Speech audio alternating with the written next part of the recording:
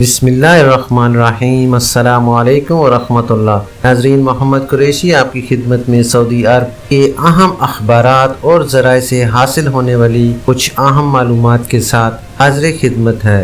नाज़रीन, वीडियो की मज़ीद डिटेल में जाने से पहले जो हज़रात फर्स्ट टाइम मेरे चैनल पर आए हैं, मैं उनसे गुजारिश करूँगा कि काइंडली मेरे चैनल को लाइक, सब्सक्राइब और बेल नोटिफिकेशन को ओपन कर लें ताकि हर नई आने वाली खबर अब तक बर वक्त पहुँच सके। नाज़रीन, कैसे करंट इवेंट्स के कायरीन की जानिब से फेसबुक पर और ट्विटर पर और यूट्यूब पर मुख्तलिफ मौदूआत पर सवालात अरसाल किए गए हैं, जिनके जवाबात मरवजा कानून की रोशनी में दिए जा रहे हैं। फेसबुक से अल्ताफ़ हुसैन साहब का सवाल है कि 1 साल पहले मेरा हरूब लगा था, मैं पाकिस्तान किस तरह जा सकता हूँ? आपके लिए जवाब है जनाब कि सऊदी अरब में गैर मुल्की कारकुनों के लिए लाजमी है कि इकामा कवानीन पर अमल करें। कानून के मुताबिक गैर मुल्की कारकुनों के लिए लाजमी है कि अपने कफील या इदारे के अलावा किसी और जगह काम ना करें। मौजूदा कवानीन के मुताबिक ऐसे गैर मुल्की जो अपने कफील या इदारे के अलावा कहीं और काम करते हैं जिसके वो बाकायदा अजीर सिस्टम से इजाज़त नहीं लेते, वो कानून की खिलाफ वर्जी के मुर्तकिब होते हैं।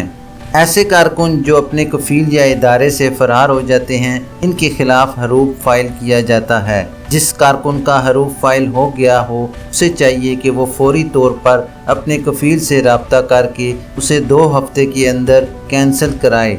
बसूरत दीगर इसकी फ़ाइल को फ्रीज़ कर दिया जाता है और कारकुन को ब्लैक लिस्ट की कैटेगरी में शामिल कर दिया जाता है। आपके केस में हरूब 1 साल पहले लगा था और आपने कोई कार्रवाई नहीं की, इसलिए आपकी फ़ाइल भी फ्रीज़ कर दी गई है। जिस कारकुन की फ़ाइल फ्रीज़ हो जाए, इसके तमाम सरकारी मामलात रुक जाते हैं, जिनमें इकामे की तजदीद, खुरूज ओहदा या फ़ाइनल एग्ज़िट वगैरह भी नहीं लग सकता।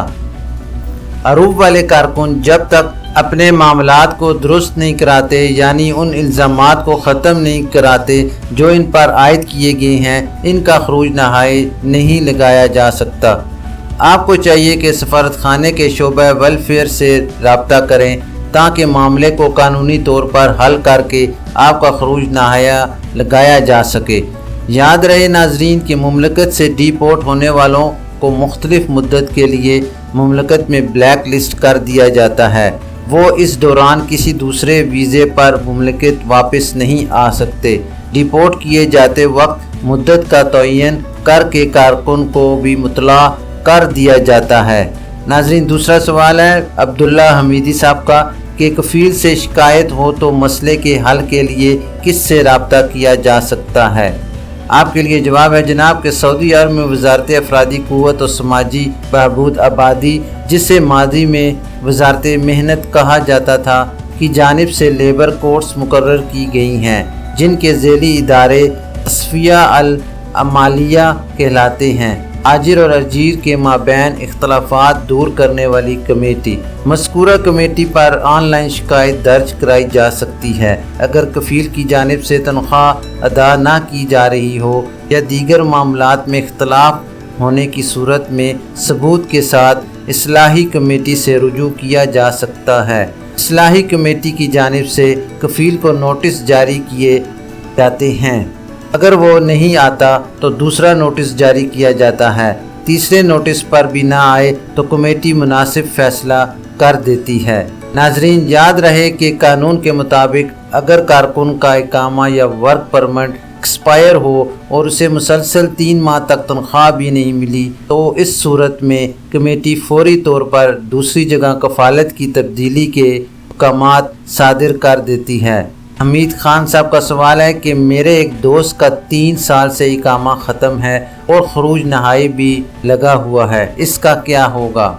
आपके लिए जवाब है जनाब कि जैसा कि आपने कहा कि दोस्त का 3 साल से इकामा ख़त्म है और खरूज नहाई भी लगा हुआ है, इससे ये मालूम हो रहा है कि आपके दोस्त ने खरूज नहाई यानी फ़ाइनल एग्ज़िट हासिल करने के बाद मुमलकत से नहीं गया और इस दौरान खरूज नहाई भी एक्सपायर हो गया, क्योंकि खरूज नहाई इस वक्त तक नहीं लग सकता जब तक इकामा एक्सपायर हो।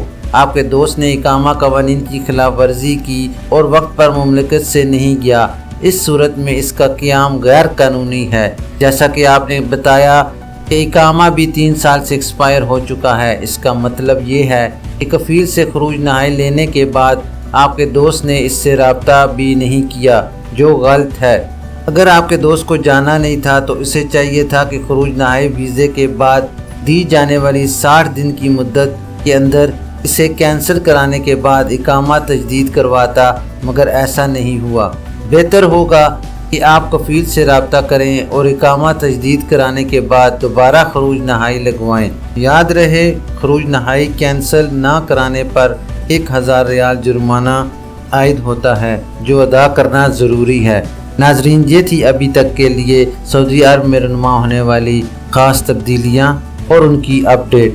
انشاءاللہ نیکسٹ بلیٹن میں ملتے ہیں خاص اور معلوماتی خبر کے ساتھ۔ ویڈیو ختم کرنے سے پہلے میں تمام نئے آنے والے حضرات سے گزارش کروں گا کہ کائنڈلی میرے چینل کو لائک، سبسکرائب اور بیل نوٹیفیکیشن کو اوپن کر لیں تاکہ ہر نئی آنے والی خبر آپ تک بر وقت پہنچ سکے۔